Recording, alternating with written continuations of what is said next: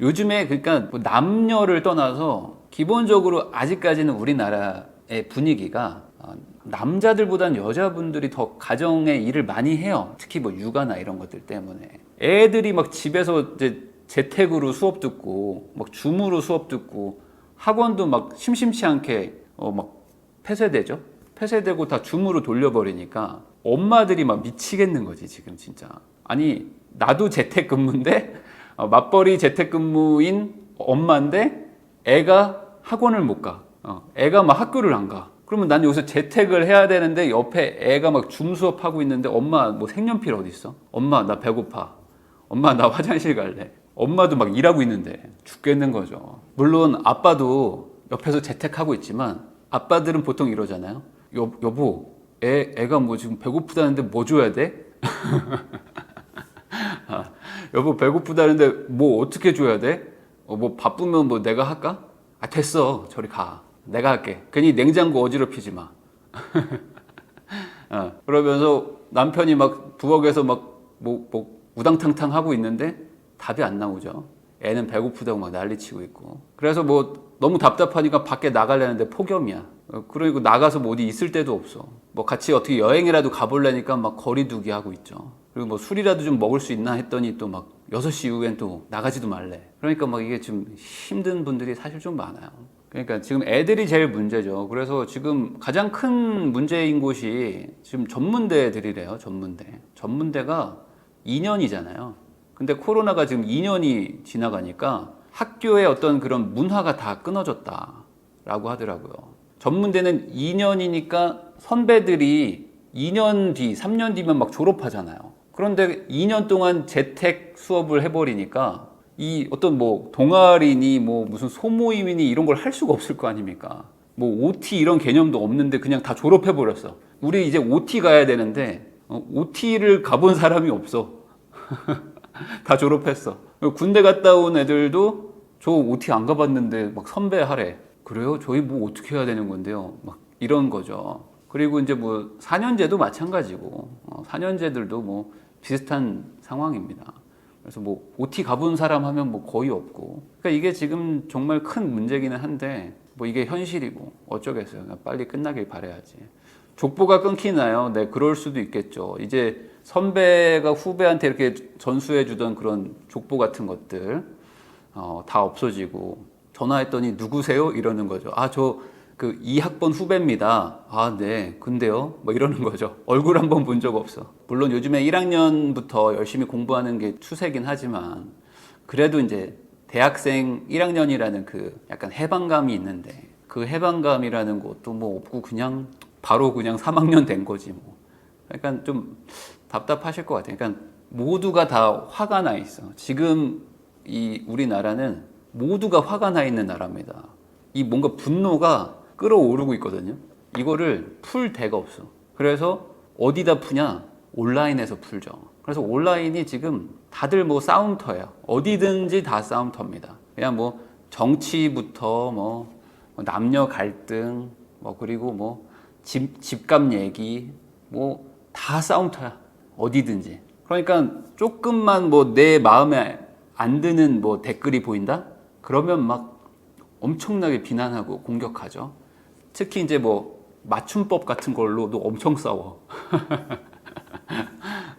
맞춤법 틀렸네요. 막 하면서 도저히 못 봐주겠군요 하면서 막 댓글 달고. 그러면 또 어떤 사람들은 맞춤법 틀린 게 뭐가 문제입니까? 내용을 보세요 하는 분들이 있고 또 어떤 분들은 넌 맞춤법도 안 맞춰놓고 뭔 내용을 보래 하면서 막 서로 싸워. 이 분노의 나라입니다 지금. 우리나라 사람들이 지금 분노를 풀 데가 없어요. 다들 다 행복하게 살자고 하는 건데 너무 그렇게 화를 뭐 풀면 좋겠지만 화가 난다고 해서 남한테 푸는 게 그렇게 좋지 않습니다.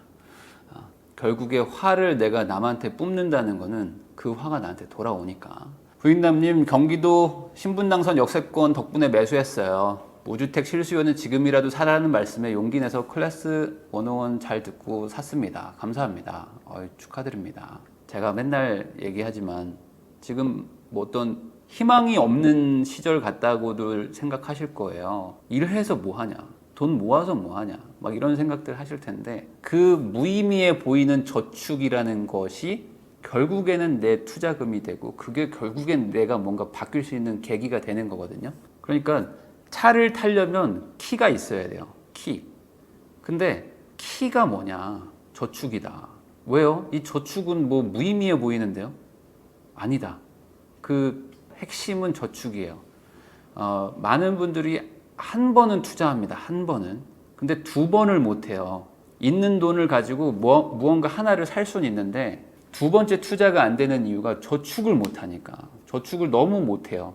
그러니까 저축을 못 한다기보다는 그냥 저축을 하는 버릇이 들은 적이 없어요. 살면서. 그냥 부모님한테 용돈 받다가 어느 순간 취업하면은 또 요즘엔 또 소비의 시대이기 때문에 살 게 너무 많아. 편리한 게 너무 많고. 그러다 보니까 점점 소비에 익숙해지고 그럼에도 불구하고 뭔가 모아야 될 것 같긴 하니까 한 3년 걸려서 2천만 원 모으고 한 4년 걸려서 3천만 원 모으고 막 그러시거든요.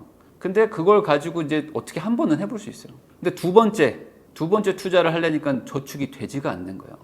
그러니까 매달 뭔가 막 모이는 돈이 거의 없어.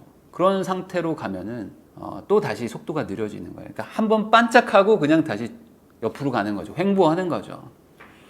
그래서 그런 거를 막기 위해서라도 이 저축을 무시하지 마시고 저축이 결국에는 이 멀리 가는 자동차 키다. 그리고 저축이 곧 기름입니다. 이 기름을 계속 부어줘야지 부산까지 가는데 중간에 주유소가 있어야 되는데 이 저축을 무시하는 분들은 주유소를 간과하는 거죠. 연비주행이 중요한 게 아니다. 주유소를 만들자. 그래서 좀 희망이 많이 줄었죠. 그럼에도 불구하고 작은 희망이라도 결국에 잡으려면 그 잡는 사람은 저축이 수반된 사람들, 이 저축력이 있는 사람들이 결국에 잡는 것이고 언젠가 위기가 와도 결국에 저축을 하는 사람들이 버티는 것이고 다시 그 기회가 와도 그 저축을 한 사람들이 먼저 뛰어나갈 수 있기 때문에 제 방송을 보는 분들은 욜로나 막 소확행 그리고 뭐 어떤 그런 소비 요정들 이런 분들에서 빨리 좀 탈출을 하셨으면 물론 그게 즐겁고 행복한 분들은 뭐 그 길로 가는 거지만 갔다가 돌아오면 너무 느리다. 안 갈 수 있으면 안 가는 것도 괜찮은 방법입니다. 조금 나중에 조금 더 나이 먹고 소비를 해도 재밌게 쓸 수 있으니까 소비 요정 뜨끔합니다. 네. 소비 요정이면 그나마 다행인데 소비의 황제 같은 분들도 있습니다. 진짜로 재무 상담 같은 거를 하다 보면 와 어떻게 이걸 유지하고 있는 거지 수준의 돈을 쓰는 분들이 많아요. 근데 그런 분들이 저한테 뭐라고 얘기하냐면 저에게 답을 주십시오 그럽니다. 그러니까 버는 거 대비 지출이 지금 넘치거든요. 지금 넘치고 있어요. 그러니까 이 자동차의 기름통에 기름이 없는데 문제는 기름통에 구멍이 나서 기름이 줄줄 새고 있단 말이죠. 기름이 안 새도 부산에 못 가는데 기름이 새고 있어. 그런 분들이 지금 저에게 답을 주십시오라고 하면은 어떻게 합니까? 차를 우선 멈춰라. 그리고 정비소부터 가라. 그리고 고쳐라. 그리고 기름을 모아라. 그 다음에 운전을 해라 라고 하잖아요.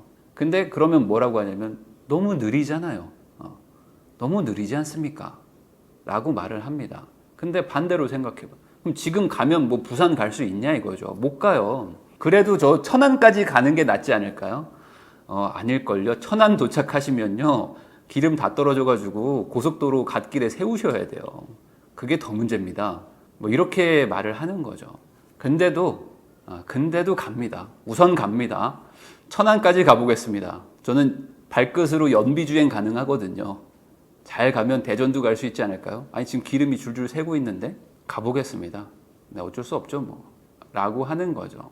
그래서 저는 좀 멈출 수 있을 때 멈추고 다시 재정비를 한 다음에 다시 출발을 하는 게 길게 보면 내 인생이라는 고속도로를 보면 결국에는 멀리 갈 수 있다. 꼭 이 부분을 좀 고민을 해봤으면 좋겠습니다. 정비소 가서 마인드를 뜯어 고쳐야 돼.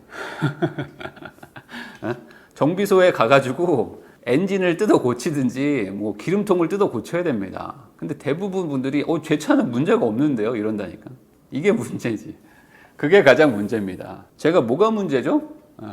아니요, 그게 문제입니다. 제가 뭐가 문제입니까? 저는 문제가 없는데요. 아니요, 그게 문제예요.